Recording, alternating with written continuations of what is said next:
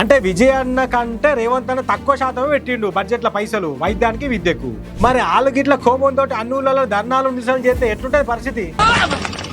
ఊహిస్తేనే భయంకరంగా ఉంది. తొలుత బడ్జెట్ పెట్టి గంత మంచిగా నిధులు కేటాయిస్తే మీరెందుకు ఇట్లున్నారు? గట్లుంటది ప్రజాపాలనతో. మరి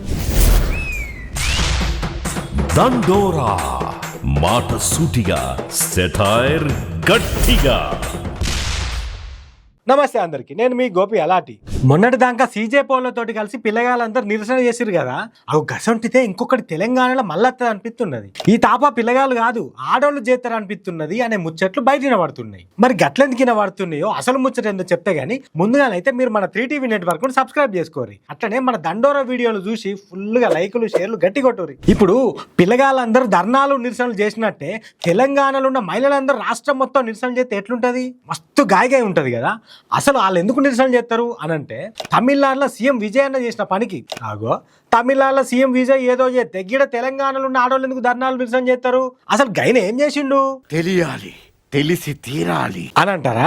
గైన ఏం చేసిండో గీన ఏం చేయలేదో చెప్పేదానికే కదా నేను ఉన్నది. పెళ్లి చేసుకునే ఆడవిల్లులకు 8 గ్రాముల బంగారంతో పాటు పట్టుచీర పెడతా అని హామీ ఇచ్చిన విజయ్ అన్న గా మాట నిలబెట్టుకుంటున్నాడు. ఇప్పుడు ఫస్ట్ బడ్జెట్ లోనే గా పథకానికి 812 కోట్ల రూపాయల నిధులు కూడా పెట్టిండు. ఇక సర్కార్ దాఖలా పుట్టిన పిల్లలకేమో 1 గ్రాము బంగారం ఉంగరం కోసం కూడా 560 కోట్ల రూపాయల నిధులు పెట్టిండు బడ్జెట్ లా. గందుకే కళ్యాణ లక్ష్మి, షాదీ ముబారక్ పథకాల కింద పెళ్లి చేసుకునే ఆడవిల్లకు తులం బంగారం ఇస్తా అని చెప్పిన రేవంత్ అన్న అధికారులకు వచ్చి 3 ఏళ్ళ దగ్గరికి వస్తున్నా కూడా తులం బంగారం ఇచ్చింది లేదు, దాని గురించి ఆలోచన చేసింది లేదు. ఊరిచ్చి వేడి నీళ్ళు ముఖం మీద పోసినట్టే చేసిండు. అసలు కళ్యాణ లక్ష్మి చెక్కులే చాలా మందికి అత్తలేవట, వచ్చినా టైంకి అత్తలేవట. ఒక్కొక్కరికైతే పిల్లలు పుట్టినాక అత్తనేట.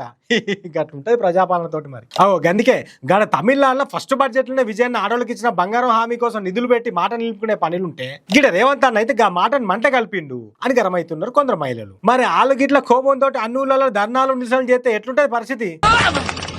ఊహిస్తేనే భయంకరంగా ఉంది. గందుకే రేవంత్ అన్న తులం బంగారం గురించి ఆలోచన చేస్తే మంచిదేమో. ఇక గిదే కాకుండా 4,40,000 కోట్ల బడ్జెట్ ల 44,000 కోట్లు చదువుకే పెట్టిండు విజయ్ అన్న. అంటే బడ్జెట్ ల 10% చదువుకే పెట్టిండు. ఇక వైద్యానికి 23,000 కోట్లు పెట్టిండు. అంటే బడ్జెట్ ల 5% మీదే. ఇక మరి మన తెలంగాణలో పార్టీ సర్కార్ రచనక పెట్టిన ఫస్ట్ బడ్జెట్ 2,91,000 కోట్ల బడ్జెట్. దాంట్లో ఎంత పెట్టిరు చదువుకు అంటే 7% పెట్టిరు. వైద్యానికి 4% పెట్టిరు బడ్జెట్ ల. అంటే విజయ్ అన్న కంటే రేవంత్ అన్న తక్కువ శాతం పెట్టిండు బడ్జెట్ ల పైసలు వైద్యానికి విద్యకు.